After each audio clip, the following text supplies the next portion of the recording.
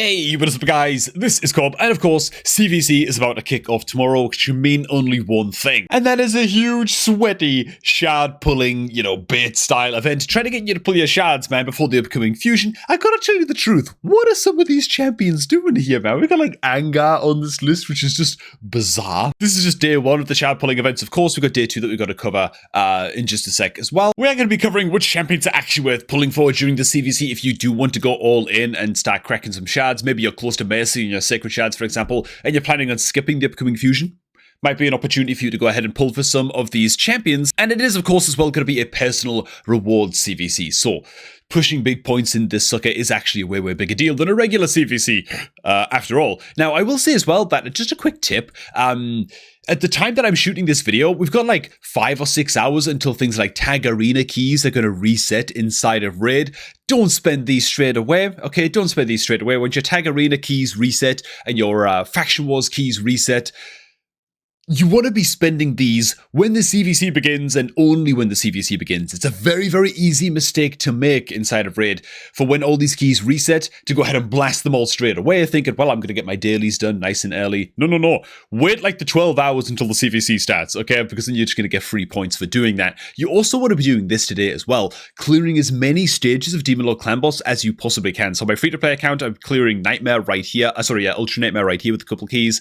I've now got to go ahead and clear Nightmare. I'm going to try and get Brutal and Hard difficulty done as well, using a couple of keys that I've got sitting around in my account's inbox, which now that I look a little closer, don't exist. Well, god damn it. But if you have the opportunity to clear as many stages of Demon Lord as you can the day before CVC, that's a great idea. Then you can open those crates and open those loot chests during CVC, and you can get all kinds of free points as well, just from opening those when the CVC is started. Enough of that, man. Before we get into the Progressive Chance event, if you're looking to create a new raid account, make sure to get that done right now by using the beginner promo link that's down below this video at the top of the description box, man. Use that link to create your new account for all of the free stuff that you see on screen right now, securing yourself a double legendary champion stat, as well as 3 free epic champions as you level up your account. It is the best beginner promo link on.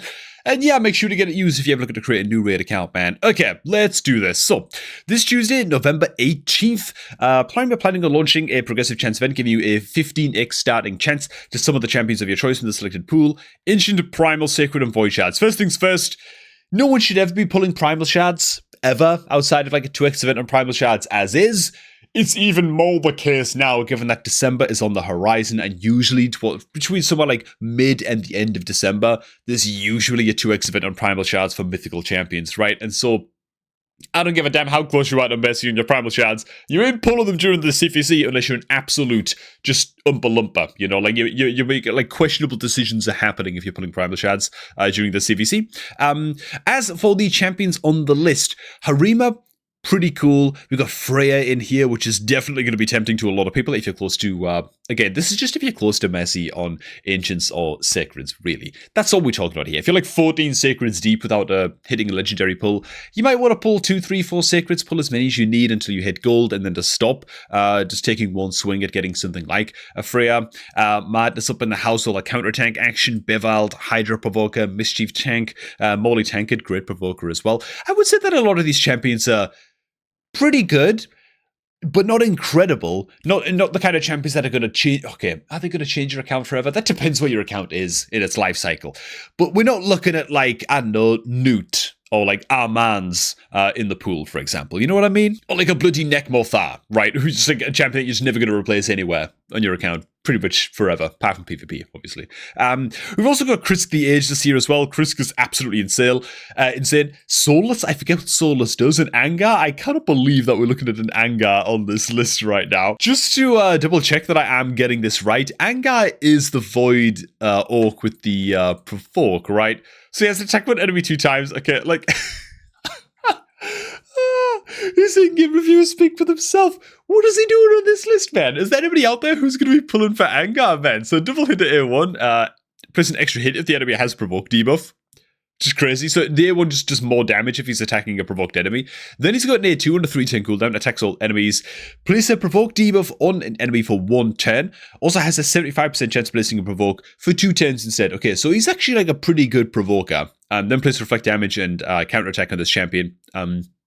Okay, fine. So he places 1 unique buff on himself with the counterattack, so he could be a Mischief Tank, maybe, into Hydra, but he's just a provoker, man. You know, he's just a provoker. And his passive does give you a chance as well. Whenever you're attacked by an enemy under provoke, he has a 50% chance of placing a fresh provoke debuff on that enemy for a turn as well. And so, okay, fine. He brings a little bit of something. He brings a bit of something. But I don't know, man. If I was going to build a Hydra provoker that was really just doing one job, and it was like their only job was to be a provoker into Hydra, I'd just build a Master Butcher, bro. I'd just build a rare champion, you know? Of course, it's a 4-turn cooldown provoke, but it's a 100% chance of being a 2-turn duration provoke on Master Butcher's A2. So he brings a bit fewer of the bells and whistles of Angar, but he should. He's a rare champion, and Angar's a void legendary. Like, what are we talking about, man? Best champion on the list for me is probably going to be the Krisk the Ageless. The Krisk is going to get sort of like my stamp of approval. Krisk is just absolutely mad. Krisk is mental, man. Brings the tackle enemies 50% land rate, AoE decrease speed, debuff, strong version on his A1 skill, which is already bloody mental. Another tackle enemies ally protection buff, and then heals the crap out of himself on a 3-turn cooldown on the A3, and then a big old 3-turn cooldown provoke on all enemies for a turn, also placing increased defense and increased speed buff on all allies for 2 turns. Like, comparing Krisk and Angar, it's not even close, bro. He brings decreased speeds, increased speeds, gosh damn, ally protects and the provoke, and it's like, dude, what are we doing here, man? What are we doing, you know? Also got the passive. At the start of each round, place a shield buff on all allies for 2 turns equal to 50% of the champion's max HP. Like, dude, and then 100% chance of placing decreased defense, decreased attack on attackers for 1 turn when hit. Like, bro, Krisk he's him. And Angar is most certainly not. Now, of the regular champs, there's a lot to be said for Harima, a lot to be said for Bevald, Morley, all these guys. Even Mada, to be fair. Like, there's some, like, decent legendaries here. For me, I'd go ahead and give the Freya Fateweaver sort of like the tick of approval, you know what I'm saying? Love this champion, man. Great champion. I actually use her still quite a bit into live arena, but she's great, honestly, into kind of everywhere in the game. She just sort of makes your team very, very difficult to kill everywhere in the game, you know? I use her mostly in live arena for her A3, so I have her running decently fast in Stone Skin. 3-turn cooldown, remove all debuffs from all allies and place block debuffs on them. Also gives allies some 20% 10 meter fill as well. And so she can help you to go first in live arena. She can do multiple stuff, just multiple things with this skill, you know, in live arena. It's very, very good. Also places increased defense and a massive shield buff on all allies on a 3-turn cooldown on her A2. Her A1's an attack all enemies with chance of placing provoke. Her passive is surprisingly good as well, to be honest. The active effect of the passive, it is a 5-turn cooldown, but prevent the death of the ally with the highest crit damage, except Freya herself, and keep them alive with 1 HP when hit with a fatal hit. It's just great. So for me, even for where my account is right now, and I've got a lot of options with my account, I still choose to use the Freya oftentimes in live arena, like a lot of live arena games, as well as my hard mod Ice Golem team for just keeping my team alive. You know what I'm saying? So yeah, I find a lot of use for the gal. Now, my next event is going to start on November 19th, so day 2 of CVC is going to cover the following champions, man. Staltus Dragonbane. Great champion. Oh my god. Great progression champion, I should say. Very, very solid stuff. We've got Sun Wukong as well. We've got Mordov, the Peel. Great options, honestly. Goffred Brassclad, I actually forget what he does. And Highkeeper Prisma. Okay, so before we get to the Voids, Prisma? I just want to double check that this is that I'm thinking of the right champion here, man. Okay, good. I'm thinking of the wrong champion. Okay, so he brings a 4-turn cooldown revive. He brings chance to stun this A1 and some debuff transference on this A1 as well. That's pretty good. And then like a soft ally attack, teaming up with the ally with the highest crit damage. On the team, and wow, the ally joining the attack will use their default skill and 35% of the target's defense. If the enemy is killed by the ally joining this attack, to activate instant turn on the ally. Okay, Prisma's okay. Like, Prisma's alright, man. Because of all of the sparkly blue weaponry and stuff, I almost confused him with Chromax, man, which definitely would not have been okay. But yeah, these are some good champions. Staltus Dragonbane is very, very good as a progression legendary. I remember pulling this guy before one of my free-to-play accounts, and he was just fantastic. I've still actually got that free-to-play account sitting around. Maybe I'm going to give it away for like Christmas or something. Should we do something like that, man? An account with a Staltus on it? That'd be kind of cool, man. Like a little Christmas giveaway or something. I don't know. It's an idea I've been juggling for a while. But he brings a double hitter A1 that decreases enemy 10 meter. So great into Spider, great into Fire Knight. Brings in a tackle enemies 3-10 cooldown stun each hit with his 65% chance of placing a stun debuff for 1 turn. So again, great into Spider, great everywhere where waves exist, very, very nice. And he brings a very, very hard-hitting A3 as well. He's a defense-based damage dealer. At the end of the day, it's big old attack all enemies, and he self-buffs himself with increased defense, which effectively boosts his damage. And so this is like a great arena nuke for when you're getting started as well. So he's very much a jack-of-all-trades champion, but he also sort of doubles up as a specialist into Hard Dragon. Hard Mode Dragon is going to place 4 poisons on all of your champions, while for Staltus, whenever an enemy attempts to weaken, decrease defense, or poison. So the weaken and the poison debuff, when they're applied on Staltus, gets reflected back onto the attacker, which is bloody lovely, right? That's a great, great little passive to have going into Hard Dragon. And so, yeah, he's fantastic against the waves, and he's very, very solid against the Dragon boss itself. Now, Sun Wukong is a champion that I'm a little bit tempted by on my main account, or at least I would be if I was close to Mercy on my shards. Given I've got a 6-star soul sitting around for this guy, but whatever, man. I'll just pull him naturally over time, I suppose. I'm not going to be pulling for this for these shard events, I don't think. On my main account, I don't really have the shards to splash out, only because I'm not close to Mercy on any of them. Mode of the Peel is great when paired up with, damn it, what's her name? Esme. Esme the Dancer and Mode of the Peel actually combined up to be a pretty good, honestly, little live arena combo, and a pretty good into many areas of the game as well. Goffred Brassclad. What does this guy even do again? I've totally forgot. Attacks one enemy 2 times. First hit as chest placing decreased defense. Second as a chest placing provoke. Okay, it's only 50% land provoke, so he's not going to work as a Hydra provoker or anything, I guess, but okay. The A2 attacks all enemies, 100% chance of placing stun for a 10 on a 3-10 cooldown. It's actually pretty good into stuff like Faction Wars and stuff. In fact, excellent into stuff like Faction Wars, of course. And then the A3 plus increased defense on all allies for 2 turns, then remove any decreased defense and weaken debuffs from all allies. Ooh, couldn't this just be like a full debuff cleanse? Why is it going to be so conditional, man? Only removes decreased defense and weaken? I mean, it's alright. Strikes me as very, very much a Faction Wars god of a champion, but maybe not much else. Okay. Yeah, so for me, if you're close to Mercy on Ancients and Sacreds and you don't want anything from day 1, you're not going to go for the Freya or whatever, you've already got the Freya maybe.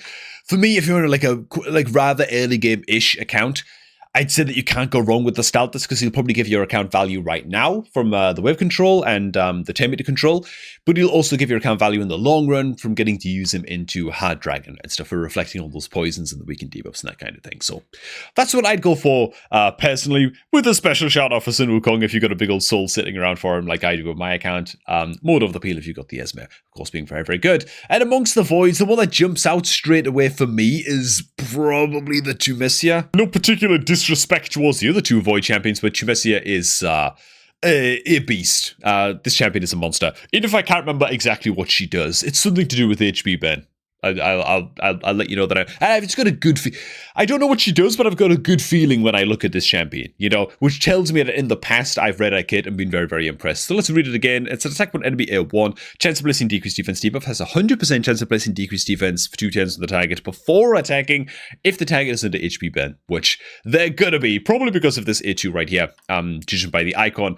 3-turn cooldown, attack all enemies, 100% chance of placing HP Ben for 3 stinking turns, 100% chance of placing a stun for 1 turn on targets with 50% 10 meter or more, and 100% chance of placing decreased speed debuff for 3 turns on targets with less than 50% 10 meter.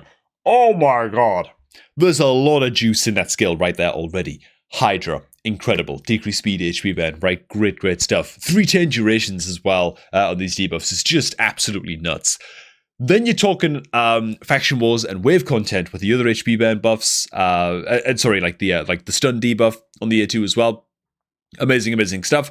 Then on the A3, attacks one enemy damage increases by 40% for each active HP Ben debuff in battle, up to 400%. Okay, 100% chance bucked if decreasing the target's 10 meter by 15%, decrease the target's 10 meter by an additional 15% for each active HP Ben debuff in battle. So, oh my god. I guess Spider, she's also an absolute monster there as well. This is also on a 3-10 cooldown. Yeah, Spider's 4.9, Faction Wars 4.9, Hydra 4.9.